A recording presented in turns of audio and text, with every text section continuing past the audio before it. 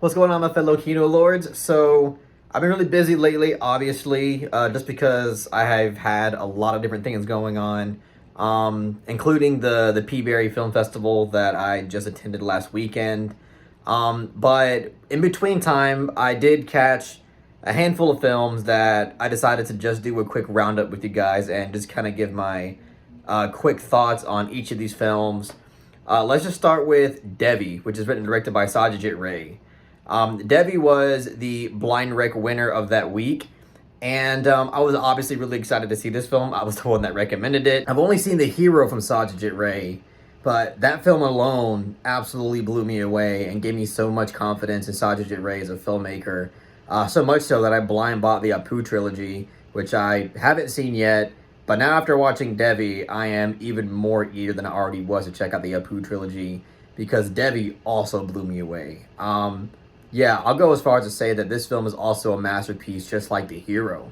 And Debbie's a short and simple film as well. And it's basically just a woman that gets deemed an incarnation of a Hindu goddess from her father because he has a vision and he just interprets it that way, that his daughter must be a Hindu goddess. And it takes this simple concept and it uses it to explore a lot of different complex themes regarding cultural and religious oppression, faith versus reason, and our ability to enact our own free will, or I guess lack thereof.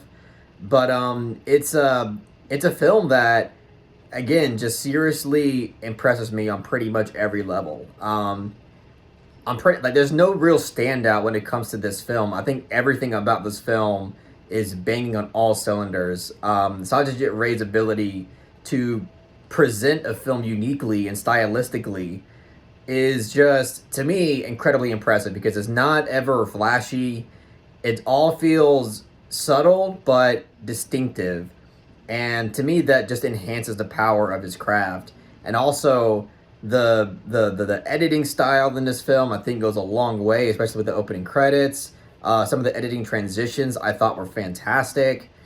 And the screenplay in this film is so incredibly rich. Thematically speaking, I already mentioned some of the themes that are in this film, but just overall, I just feel like Ray's ability to explore all of these incredibly important and still relevant themes today is incredibly impressive because this is easily a film that could come off preachy or, on the nose, but this film never feels like that. This film, to me, is just incredibly interpretive, gives you so much to chew on. And I just think that Satyajit Ray, as both like an aesthetic craftsman and a screenwriter, is just so mind-blowingly brilliant. I cannot wait to see more from him. And yeah, this film just really did it for me. To me, this is exactly what I love about filmmaking, and obviously I highly recommend it. It's on the Criterion Collection, so this is something I'm definitely going to be picking up during the July sale. Yeah, I mean, obviously I get it so much 10 out of 10. I think it's a brilliant film all around. But yeah, those are my thoughts on Devi. Moving on to something a bit lighter. Let's talk about the Mario Bros. Movie, or the Super Mario Bros. Movie. Now, this is a film that I actually was quite excited for, mostly because I am actually a huge Nintendo fan. I grew up playing mostly Nintendo. I've played almost all the Mario games. Super Mario Sunshine is probably one of my favorite Mario games. But yeah, like, I'm definitely a Nintendo fanboy. Zelda's my favorite video game franchise of all time. I cannot wait for the Breath of the Wild sequel coming out soon. I watched this film with Jen and my younger siblings, Alex, Abby, and Gabriel, and we all just had a fantastic time with this movie. Honestly, I think Jen and I ended up enjoying this movie more than they did, but they also obviously loved it. I just think there's just a lot here in this movie that Nintendo fans and kids and outsiders can enjoy. And yeah, the plot and the conflicts that arise in this movie are as cliche as they come. In terms of the plot line, it kind of rehashes the same plot line we see in pretty much every Hollywood action movie, which is the fact that there's this powerful item that is in the villain's hands, and it's up to the hero of the film to retrieve that item and make sure that he doesn't use this powerful item for evil. And that's basically what it is. And in this film, it's obviously the star. So Yeah, so I mean, in terms of plot and everything, don't go in expecting anything unconventional. It's all kind of by the book, but it surprisingly managed to still be very enjoyable and entertaining. Obviously, I don't think it's like the most amazing movie ever, but I mean, really, for what it was, I was surprised at how much I enjoyed myself. Obviously, there's a lot of referential material here. I guess I can see some people seeing it as a bit shameless, the way it is kind of trying to, I guess, trying to like manipulate people with nostalgia. But I don't know, for me personally, it wasn't really that overbearing with it. It's not like a movie like Space Jam 2 where it's just completely shameless and, void of any creativity. And yeah, I think a lot of our favorite Mario characters in this film are incorporated into the film in a really enjoyable and satisfying way. Jack Black as Bowser is awesome. I really loved him. Peaches, peaches, peaches, peaches, peaches. Yeah, so in a nutshell, not like the most amazing movie ever, but it is quite enjoyable for what it is, and I could definitely see myself rewatching this time and time again, honestly. So, I'll give the Super Mario Bros. Movie a soft 7 out of 10. But all right, now let's move back into something that is on the opposite side of the spectrum, something that is definitely a lot heavier in the art house realm. And this is a film called The Color of Pomegranates. This was also my blind rec choice. I won 2 weeks in a row, not trying to brag, but that was pretty dope. When it comes to this film, I really think the best way you should go into it is knowing that this film, from start to finish, has zero interest in presenting anything to you narratively. I mean, there's definitely a very loose narrative here, in terms of the main character that we follow from childhood to middle age to, an old monk.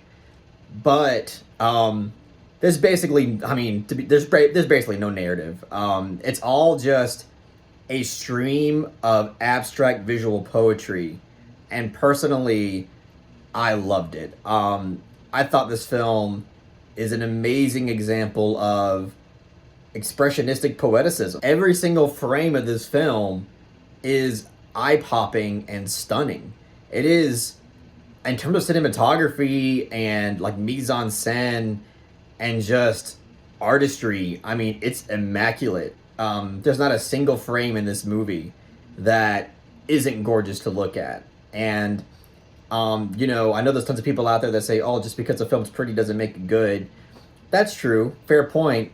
But I do think that this film offers so much within its style. Like, I can see people saying that this film is like style over substance. But to me, this is one of those cases to where I feel like the substance and what you get out of the film is kind of embedded within the style. Again, it's basically just a series of beautifully framed and constructed images that at times will make you laugh because of just kind of how out there and absurd it is.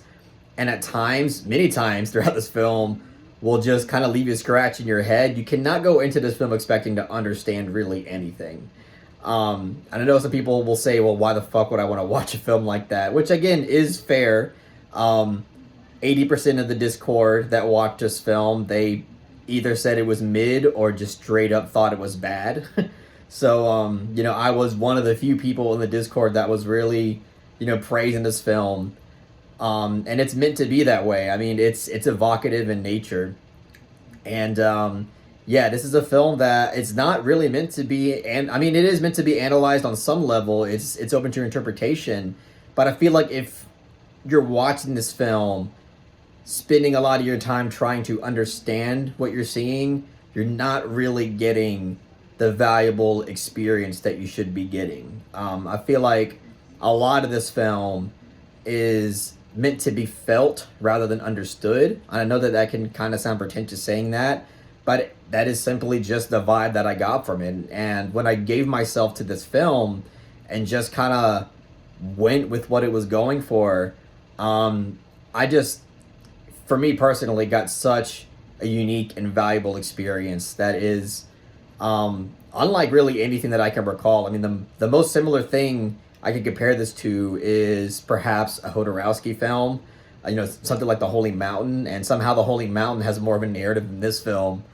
But Yeah, it's a film that's not really emotional, really, but it is kind of expecting the audience to just feel the images rather than spend time trying to analyze them.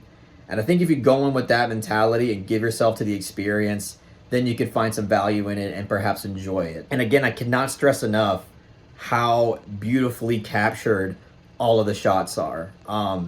Rarely do you really see a film where you can just tell that each and every frame took so much creative effort to put together.